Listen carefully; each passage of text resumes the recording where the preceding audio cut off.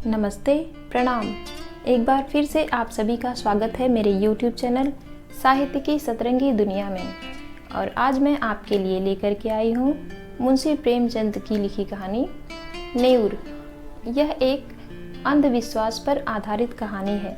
इस कहानी का पूरा आनंद उठाने के लिए इस कहानी को अंत तक जरूर सुनिएगा। और अगर आपको ये कहानी पसंद आए तो इस कहानी को लाइक और मेरे चैनल को सब्सक्राइब कीजिएगा।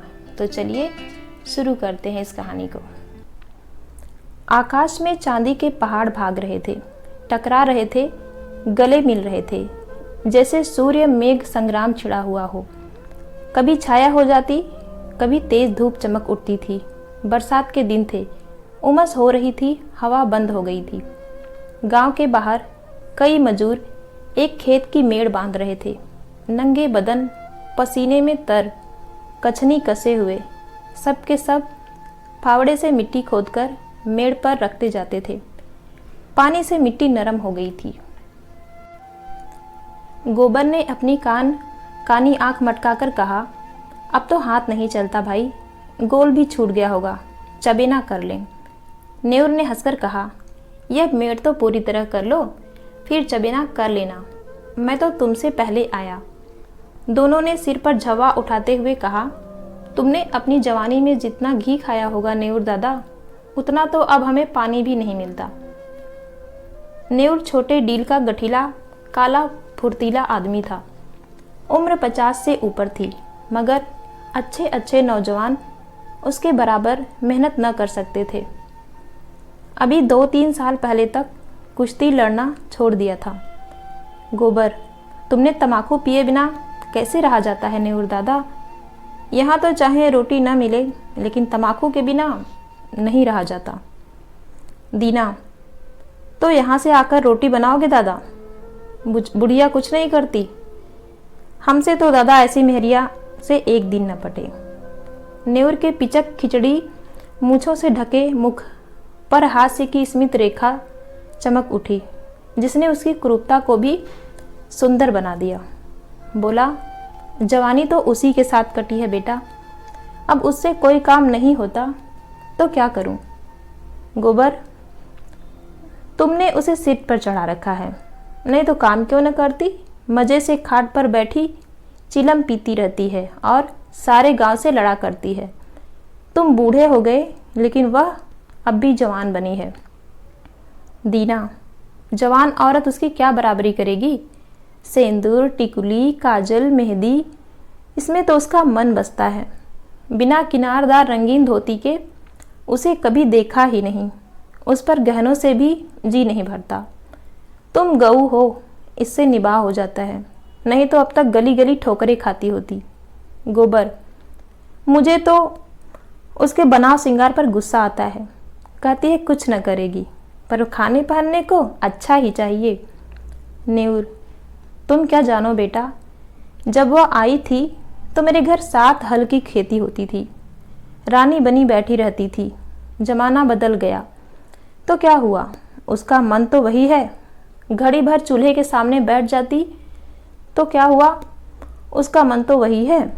घड़ी भर चूल्हे के सामने बैठ जाती है तो आंखें लाल हो जाती हैं और मूड थामकर पड़ जाती है।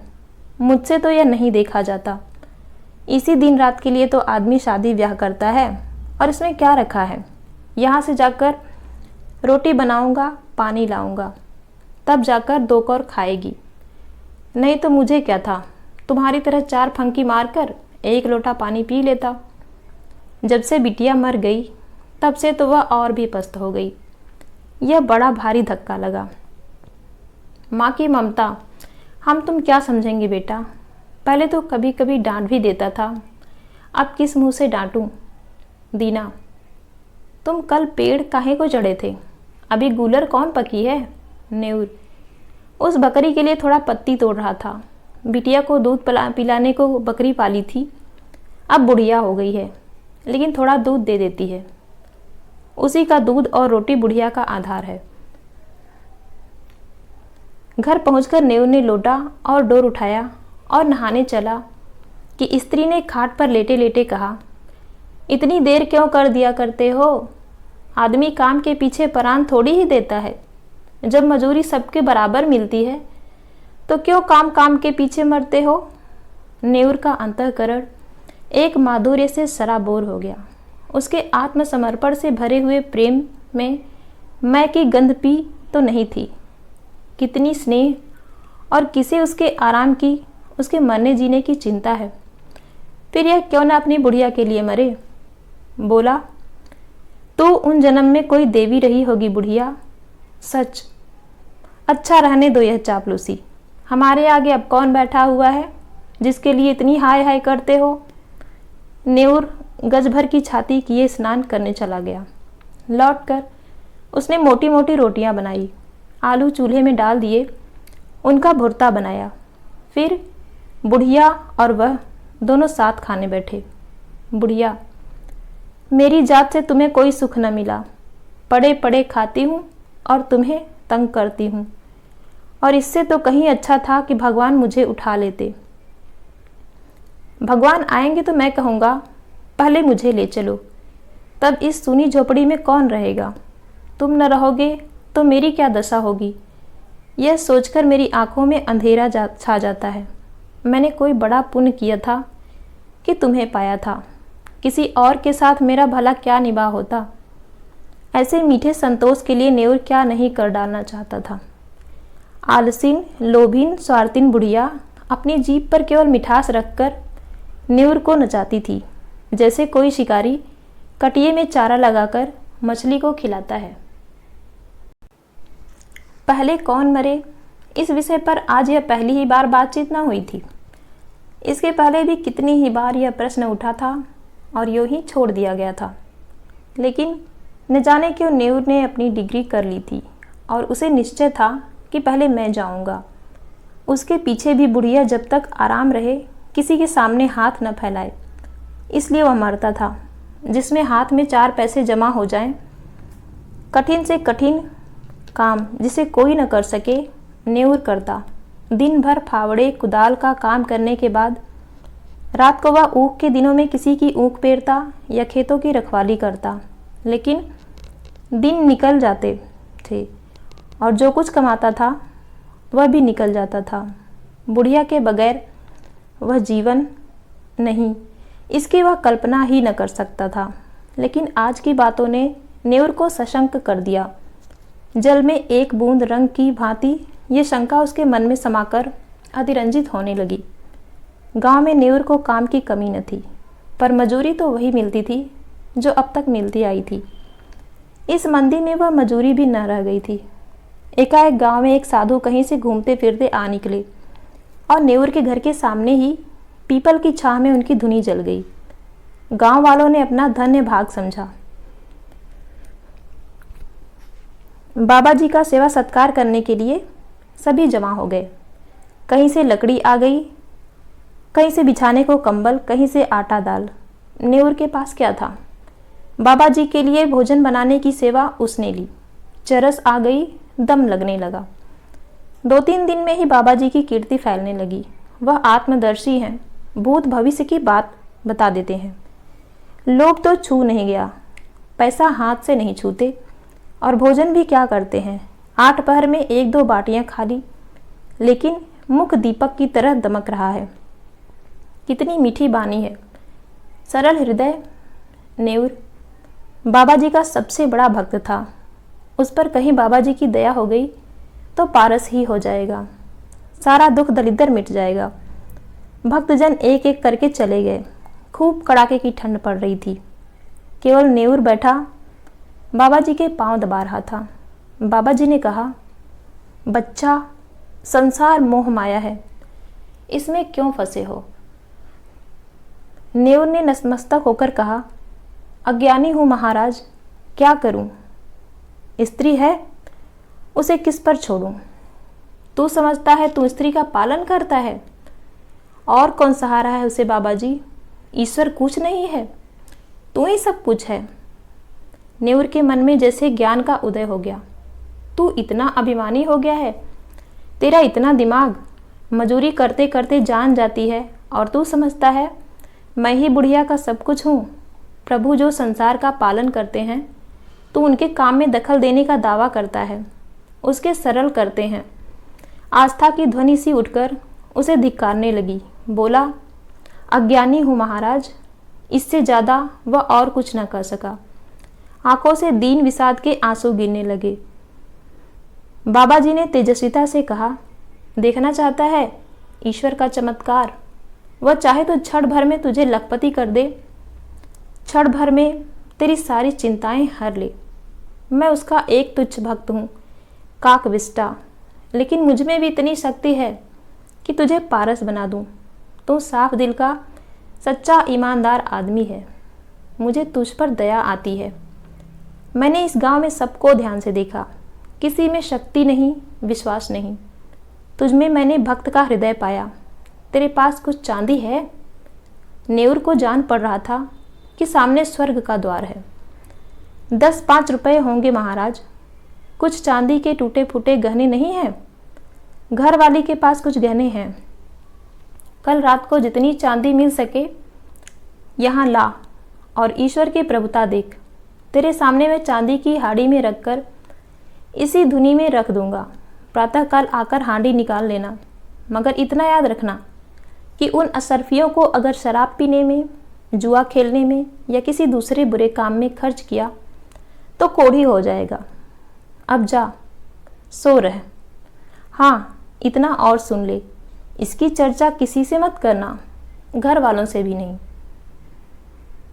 नेउर घर चला तो ऐसा प्रसन्न था मानो ईश्वर का हाथ उसके सिर पर है। रात भर उसे नींद नहीं आई। सवेरे उसने कई आदमियों से 2-2, 4-4 रुपए उधार लेकर 50 रुपए जोड़े।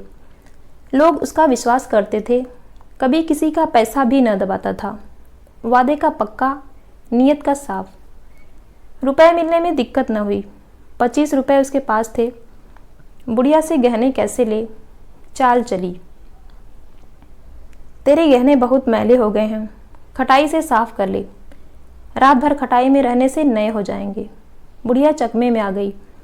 हांडी में खटाई डालकर गहने भिगो दिए और जब रात को वह सो गई तो नेउर ने रुपए भी उसी हांडी में डाल दिए और बाबा जी के पास पहुंचा। बाबा जी ने कुछ मंत्र पढ़ा, हांडी को धूनी की राख में रखा और नेउर को आशीर्वाद देकर विदा किया। रात भर करवटें बदलने के बाद नेउर मुंह अंधेरे बाबा के दर्शन करने गया, मगर बाबा जी का वहां पता न था। अधीर होकर उसने धूनी की जलती हुई राख टटोली। हांडी गायब थी। छाती धक धक करने लगी। बदहवास होकर बाबा को खोजने लगा। हाट की तरफ गया, तालाब की ओर पहुंचा। 10 मिनट, 20 मिनट, आधा घंटा, बाबा का कहीं निशान नहीं। भक्त आने लगे। बाबा कहाँ गए? कंबल भी नहीं, बर्तन भी नहीं। किसी भक्त ने कहा, रमते साधुओं का क्या ठिकाना, आज यहाँ कल कहाँ। एक जगह रहे तो साधु कैसे?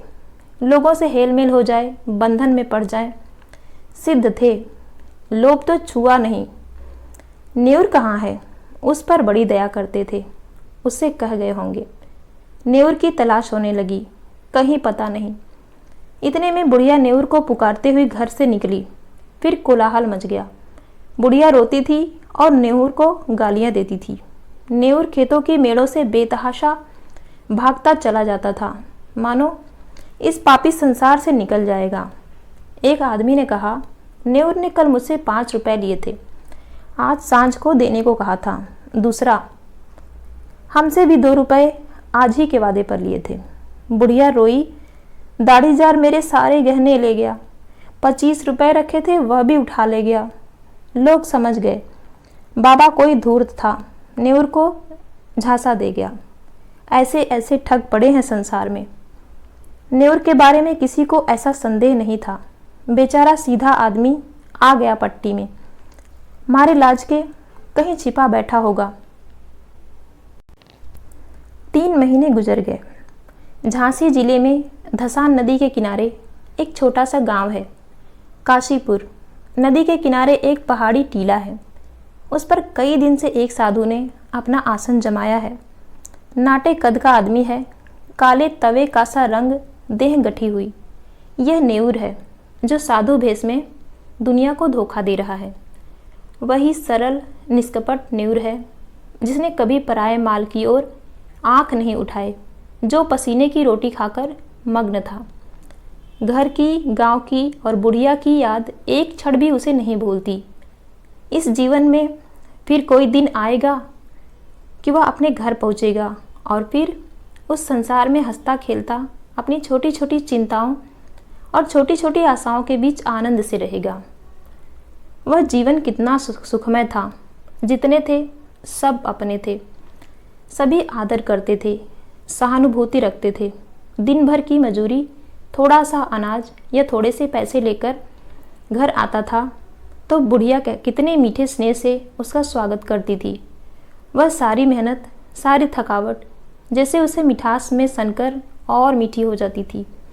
हाय, वे दिन फिर कब आएंगे? न जाने बुढ़िया कैसे रहती होगी।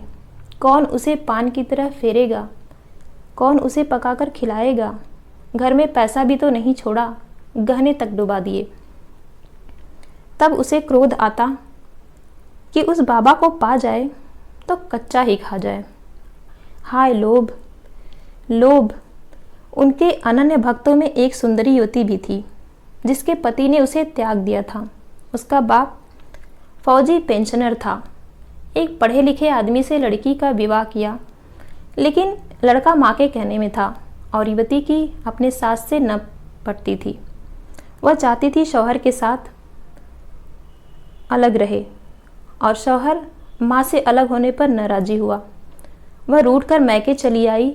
तब से 3 साल हो गए थे और ससुराल से एक बार भी बुलावा न आया, न पतिदेव ही आए। युवती किसी तरह पति को अपने वश में कर लेना चाहती थी। महात्माओं के लिए पति को अपने वश में करना कोई कठिन काम न था। हाँ, उनकी दया चाहिए। एक दिन उसने एकांत में बाबा जी से अपनी विपत्ति कह सुनाई। नेऊर को जिस शिकार की टोह थी वह आज मिलता हुआ जान पड़ा। गंभीर भाव से बोला, बेटी, मैं तुझे देखकर समझ गया। मैं न सिद्ध हूँ, न महात्मा हूँ, न मैं संसार के झमेलों में पड़ता हूँ, पर तेरी श्रद्धा और प्रेम देखकर तुझ पर दया आती है। भगवान ने चाहा तो तेरा मनोरथ पूरा हो जाएगा। आप समर्थ हैं और मुझे आपके ऊपर विश्वास है। भगवान की जो इच्छा होगी वही होगा। इस अभागिनी की डोंगी आप ही पार लगा सकते हो। भगवान पर भरोसा रखो, मेरे भगवान आप ही हो। नेऊर ने मानो धर्म संकट में पड़कर कहा, लेकिन बेटी, उस काम में बड़ा अनुष्ठान करना पड़ेगा और अनुष्ठान में सैकड़ों हजारों का खर्च है। उस पर भी तेरा काज सिद्ध होगा या नहीं, यह मैं नहीं कह सकता। हाँ, मुझसे जो कुछ हो सकेगा वह मैं कर दूंगा, पर सब कुछ भगवान के हाथ में है। मैं माया को हाथ से नहीं छूता। लेकिन तेरा दुख देखा नहीं जाता। उसी रात को युवती ने अपने सोने के गहनों की पेटारी लाकर बाबा जी के चरणों पर रख दी। बाबा जी ने कांपते हुए हाथों से पेटारी खोली और चंद्रमा के उज्जवल प्रकाश में आभूषणों को देखा। उनकी आंखें झपक गई। यह सारी माया उनकी है। वह उनके सामने हाथ बांधे खड़ी कह रही है, मुझे अंगीकार कीजिए, कुछ भी तो करना नहीं है, केवल पेटारी लेकर अपने सिरहाने रख लेना है और युवती को आशीर्वाद देकर विदा कर देना है। प्रातःकाल वह आएगी। उस वक्त वह उतना दूर होंगे जहाँ उनकी टांगें ले जाएंगी। ऐसा आशातीत सौभाग्य जब वह रुपए से भरी थैलियाँ लिए गांव में पहुँचेंगे और बुढ़िया के सामने रख देंगे। ओह, इससे बड़े आनंद की तो वह कल्पना भी नहीं कर सकते। लेकिन न जाने क्यों इतना जरा सा काम भी उससे नहीं हो सकता था। वह पेटारी को उठाकर अपने सिरहाने कंबल के नीचे दबाकर नहीं रख सकता है। कुछ नहीं, पर उसके लिए असूझ है, असाध्य है। वह उस पेटारी की ओर हाथ भी नहीं बढ़ा सकता है। इतना कहने में कौन सी दुनिया उल्टी जाती है कि बेटी, इसे उठाकर इस कंबल के नीचे रख दे। जबान तो कट नहीं जाएगी, मगर अब उसे मालूम होता कि जबान पर भी उसका काबू नहीं है। आंखों के इशारे से भी यह काम हो सकता है, लेकिन इस समय आंखें भी बगावत कर रही हैं। मन का राजा इतने मंत्रियों और सामंतों के होते हुए भी अशक्त है, निरीह है। लाख रुपए की थैली सामने रखी हो, नंगी तलवार हाथ में हो, गाय मजबूत रस्सी के सामने बंधी हो, क्या उस गाय की गर्दन पर उसके हाथ उठेंगे? कभी नहीं। कोई उसकी गर्दन भले ही काट ले, वह परित्यक्ता उसे उसी गऊ की हत्या नहीं कर सकता। वह परित्यक्ता उसे उसी गऊ की तरह लग रही थी जिस अवसर को वह 3 महीने खोज रहा है। उसे पाकर आज उसकी आत्मा कांप रही है। तृष्णा किसी वन्य जंतु की भांति अपने संस्कारों से आखेट प्रिय है, लेकिन जंजीरों से बंधे बंधे उसके नख गिर गए हैं और दांत कमजोर हो गए हैं। उसने रोते हुए कहा, बेटी, पिटारी उठा ले जाओ, मैं तुम्हारी परीक्षा कर रहा था, मनोरथ पूरा हो जाएगा। चांद नदी के पार वृक्षों की गोद में विश्राम कर चुका था। नेउर धीरे से उठा और धसान में स्नान करके एक और चल दिया। बबूत और तिलक से उसे घृणा हो रही थी। उसे आश्चर्य हो रहा था कि वह घर से निकला ही कैसे। थोड़े उपहास के भय से उसे अपने अंदर एक विचित्र उल्लास का अनुभव हो रहा था, मानो वह बेड़ियों से मुक्त हो गया हो, कोई बहुत बड़ी विजय प्राप्त की हो। 8वें दिन नेउर गांव पहुंच गया। लड़कों ने दौड़कर उछल कूद कर उसकी लड़की उसके हाथ उसका स्वागत किया। एक लड़के ने कहा, काके तो मर गई दादा। नेउर के पांव जैसे बंध गए, मुंह के दोनों कोने के नीचे झुक गए। दिन विषाद आंखों में चमक उठा। कुछ बोला नहीं, कुछ पूछा भी नहीं। पल भर जैसे निसंग खड़ा रहा, फिर बड़ी तेजी से अपनी झोपड़ी की ओर चला। बालक वृंद भी उसके पीछे पीछे दौड़े, मगर उनकी शरारत और चंचलता भाग चली थी। झोपड़ी खुली पड़ी थी। बुढ़िया की चारपाई जहाँ की तहाँ थी। उसकी चिलम और नारियल ज्यों के त्यों धरे हुए थे। एक कोने में 2-4 मिट्टी और पीतल के बर्तन पड़े हुए थे। लड़के बाहर ही खड़े रह गए। झोपड़ी के अंदर कैसे जाएं? वहाँ बुढ़िया बैठी है। गांव में भगदड़ मच गई। नेउर दादा आ गए। झोपड़ी के द्वार पर भीड़ लग गई। प्रश्नों का तांता बध गया। तुम इतने दिन कहाँ थे दादा? तुम्हारे जाने के बाद 3रे ही दिन काकी चल बसी। रात दिन तुम्हें गालियाँ देती थी, मरते मरते तुम्हें गरियाती ही रही। 3रे दिन आए तो मरी पड़ी थी। तुम इतने दिन कहाँ रहे? नेउर ने कोई जवाब न दिया, केवल शून्य निराश करुण आहत नेत्रों से लोगों की ओर देखता रहा, मानो उसकी वाड़ी हर ली गई है। उस दिन से किसी ने उसे बोलते या रोते हंसते नहीं देखा। गांव से आधा मील पर पक्की सड़क है, अच्छी आम दरख्त है। नेउर बड़े सवेरे जाकर सड़क के किनारे एक पेड़ के नीचे बैठ जाता है। किसी से कुछ मांगता नहीं, पर राहगीर कुछ न कुछ दे ही देते हैं। चबेना, अनाज, पैसे। संध्या समय वह अपनी झोपड़ी में आ जाता है, चिराग जलाता है, भोजन बनाता है, खाना खाता है और उसी खाट पर पड़ा रहता है। उसके जीवन में जो एक संचालक शक्ति थी वह लुप्त हो गई है। वह अब केवल जीवधारी है। कितनी गहरी मनोव्यथा है। गांव में प्लेग आया, लोग घर छोड़कर भागने लगे। नेउर को अब किसी की परवाह न थी, न किसी को उसे भय था, न प्रेम। सारा गांव भाग गया। नेउर अपनी झोपड़ी से न निकला और आज भी वह उसी पेड़ के नीचे सड़क के किनारे उसी तरह मौन बैठा हुआ नजर आता है, निश्चेत, निर्जीव। तो इतनी सी थी ये कहानी। और अगर आपको यह कहानी पसंद आई हो तो इस कहानी को लाइक कीजिए और मेरे चैनल को सब्सक्राइब कीजिए।